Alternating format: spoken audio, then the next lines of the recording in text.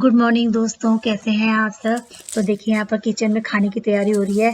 और खाने से याद आया कि परमहंस कहते थे कि कण कण में भगवान है, हर चीज़ में भगवान है। तो अगर हम सोचें कि सब्जी में भगवान है और बाहर का खाना खाते हैं उसमें भी भगवान है, तो ये हमें देखना पड़ेगा कि कौन हमारे सेहत के लिए कौन सा खाना सही है, कौन सा हमारा खाना खराब है।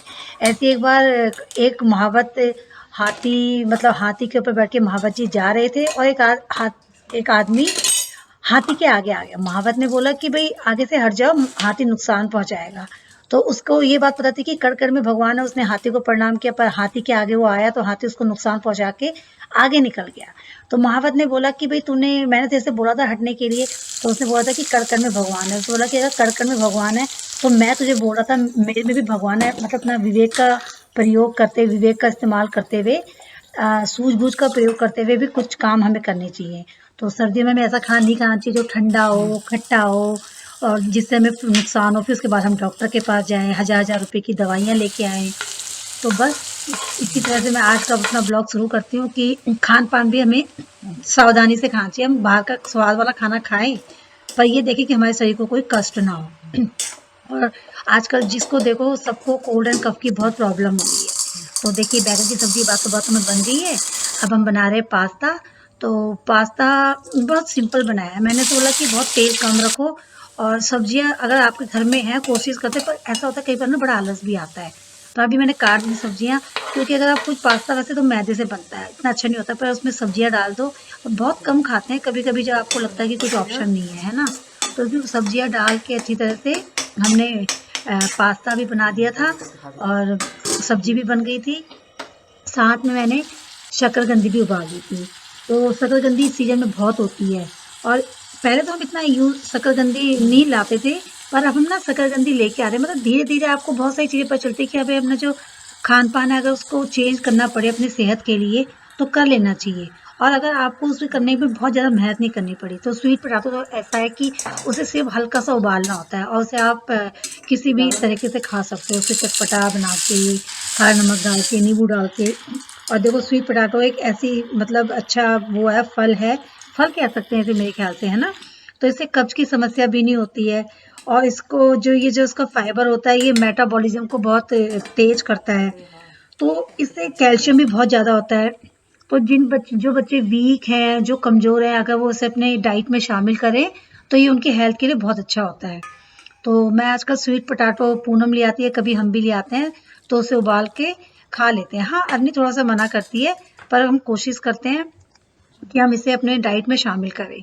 और वैसे हमारा जो सुबह का ब्रेकफास्ट होता है ना वो हैवी होता है। तो अगर हमें लगता है कि पास्ता है कुछ कम है तो या तो बॉयल एग, मैं तो नहीं खाती, या तो बॉयल एग रख दो या फिर ब्रेड ले लो, ताकि दिन का खाना आप हल्का खाओ, हेल्दी हो पर हल्का होना चाहिए।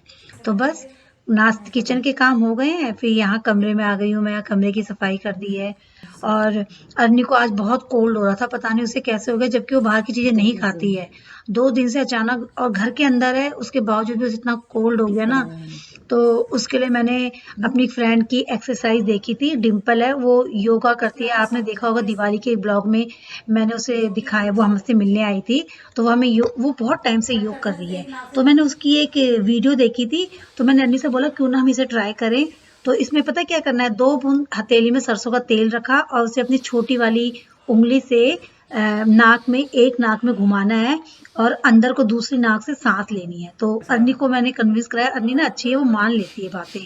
हालांकि उसे सरसों का तेल कड़वा होता है, थोड़ा नाक में चिड़चिड़ी मचती है। फिर सेम प्रोसीजर, सेम ये जो तरीका ही दूसरी नाक से भी करना है। और फिर उसको सांस लेनी है, बाहर को सांस लेनी है, पहले एक नाक से फिर दूसरी नाक से। तो मैं अन्नी को वो करा रही थी, क्योंकि बाहर को छोड़नी है ना, मतलब सांस।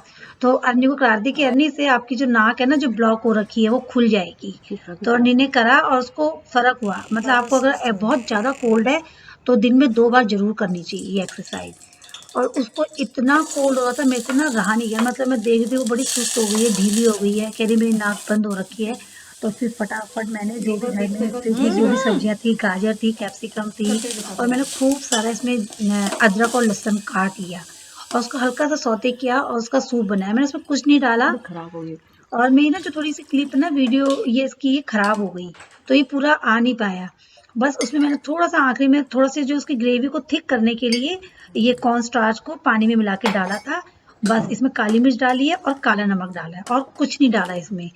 और बहुत अच्छा होता है, जैसे बच्चे का टेस्ट बिगड़ जाता है ना कोल्ड में, तो मैंने अरनी को दिया तो अरनी ने 2 बार पिया ये, एक खाने से पहले और एक खाने के साथ। गरम-गरम मैंने कहा आपको गरम-गरम ही पीना है। तो इससे उसको ना शाम तक काफ़ी मतलब फ़ायदा हुआ। अब वैसे भी जुकाम तो 6-7 दिन लग ही जाते हैं, पर 5-6 दिन तो लगते हैं, पर अन्नी का जुकाम ना 2 दिन में काफी फर्क पड़ गया था। इसके साथ उसने गार्गल भी किए थे और स्टीम भी गुड ली इवनिंग थी। दोस्तों, इस कैसे वजह हैं से आप उसे सब। आई बहुत जल्दी होप आप सब अच्छे होंगे, स्वस्थ होंगे, मज़े में होंगे और अपने अपने घरों में रजाइयों में दुबके हुए होंगे।